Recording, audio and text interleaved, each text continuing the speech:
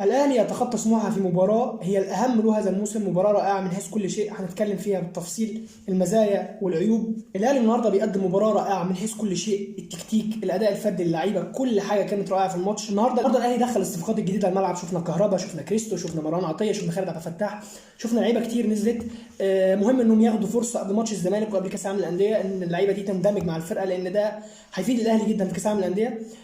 شفناهم بشكل سريع النهارده. كنت اتمنى ان اللعيبه تاخد اكتر من كده من بدايه الشوط، بما انك حاسم الشوط الاول اساسا 3-0، فكان يعني ياخدوا من بدايه الشوط الثاني. بيقدم الاهلي النهارده بشكل مختلف تماما عن اللي اتعودنا عليه في السابق. الاهلي كان بيلعب في السابق ب 4-2-3-1، النهارده الاهلي بيلعب 4-3-3، ثلاث ارتكازات في نص الملعب، بيلعب بكهربا مهاجم وهمي، تحت حسين الشحات واحمد عبد القادر. وجود كهربا بدل محمد شريف في مكان راس الحربه ادى للاهلي عمق هجومي جيد جدا، حركه، مهاره، بيقدر يستلم الكره ويعدي واحد لواحد، يقف على الكره بشكل كويس، يصنع لزمايله، ونتيجه ده صنع هدفين وسجل هدف. اضافه لانه تحته احمد عبد القادر وحسين الشحات، اثنين لعيبه مهاريه قادرين انه يكون عندهم بعض الحلول لما يقربوا من عمق الملعب اكتر. 4-3-3 اثبتت نجاحها مع الاهلي في المباراه النهارده. اعتقد انه مارسيل كولر عليه انه يثبتها ويلعب بيها، بالاضافه انه يحط مكان فخري عمرو السوليه. اعتقد ان عمرو السوليه في الطريقه دي هيجيد جدا جدا جدا، لان عمرو السوليه من احد عيوب المدربين هم بيلعبوه في طريقه 4-2-3-1. عمرو السوليه لعيب بوكس تو بوكس، رايح جاي، يبان في طريقه 4-3-3 او 3-4-3، لكن ما يبانش في 4-2-3-1 قوي، ما يبقاش فيها، مش حتته قوي، لانه لعيب بوكس تو بوكس، مش صانع لعبه، ما بيقفش على الكره ويوزع، لا ده لعيب جراي، بيشوط، يقطع كور، هو من النوعيه دي. فهيجي في 4-3-3 بدل محمد فخري، هيبقى نص ملعب الاهلي قوي جدا وجود ديانج وحمدي فتحي والسوليه الثلاثه مع بعض، نص ملعب قوي جدا. النهارده ايقاع الاهلي عن السابق كان مختلف، رتم الاهلي كان عالي جدا في اللعب، سرعه تنقل الكره كانت رائعه. الباكين محمد هاني وعلي معلول كانوا رائعين. ده من وجهه نظري لعدم وجود قفشه النهارده ما كانش موجود في الماتش ده. يعني قفشه وجوده بيتقل الحركه بتاعت اللعيبه، يمسك الكره، يباصي كتير في نص الملعب، ما بيلعبش دايما الكره لقدام، على عكس لما بتلعب نص الملعب حمدي فتحي ومحمد فخري بيسلموا الكره بسرعه، ما بيقفوش على الكره بالرغم انهم مش حريفه، بس بيسلموها بسرعه. ده على رتم الاهلي، وحررت شويه علي معلول ومحمد هاني بوجود ثلاث لعيبه ارتكازات مش اثنين بس، ده حرر علي معلول وهاني، ادوا تقل للاجنحه. رايي ان الطريقه دي تثبت 4-3-3 بوجود محمد عبد المنعم مكان رامي ربيعه، وعمرو السوليه مكان محمد فخري، والعب بكهربا راس حربه. كهربا راس حربه مهاجم وهمي هايل، لعيب يقدر يجيب جون، يقدر يستلم تحت ضغط، مهاري واحد لواحد، يعرف يعمل اي حاجه، على عكس محمد شريف او حتى شادي حسين.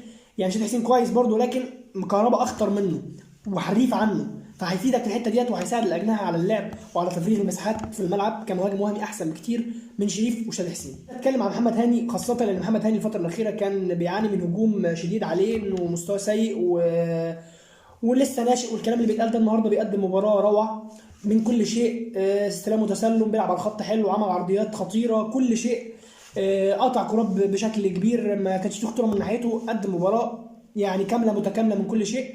نتمنى ان يبقى في استمراريه. انا ما اعرفش هو حلو النهارده طفره كده ولا بطريقه خدمته ولا ايه، محتاجين نشوف في الفترات اللي جايه هل هيبقى في ثبات في المستوى، لانه لو بالمستوى ده هيبقى الاهلي قوه ضاربه في وجود علي معلول ومحمد هاني، هيبقى الاهلي شرس جدا. كمان ثنائيه هاني ومعلول لو استمرت بالشكل ده، محتاج انك تكثف لعيب اكتر في ال 18 وتلعب على العرضيات من بره ال 18 كتير، لان النهارده اتعمل كتير من العرضيات ما استغلتش، ما تمش استغلالها بشكل كويس. عدت كلها عاديه كده، لو اللعيبه متمرنه صح انها تخش 18 وتلعب بالراس، الاهلي هيسجل كتير من الاهداف عن طريق معلول محمد هاني من العرضيات.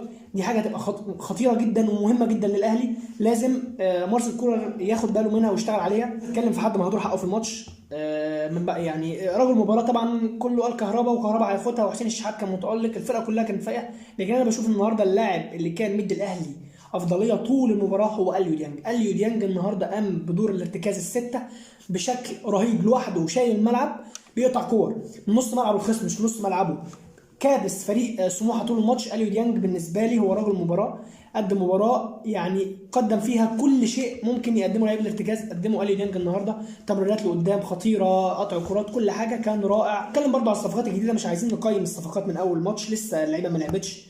كريستو نزل يعني متسربع كتير، شاط كوره كده ملهاش لازمه، وعمل كذا مراوغه زياده يعني زودها، لكن اللعيب لسه نازل جديد ومتحمس وعايز يعمل، فلسه ما شفناهوش برضه، عايزين نشوفه اكتر من كده، ما نقدرش نقيمه ماتش واحد.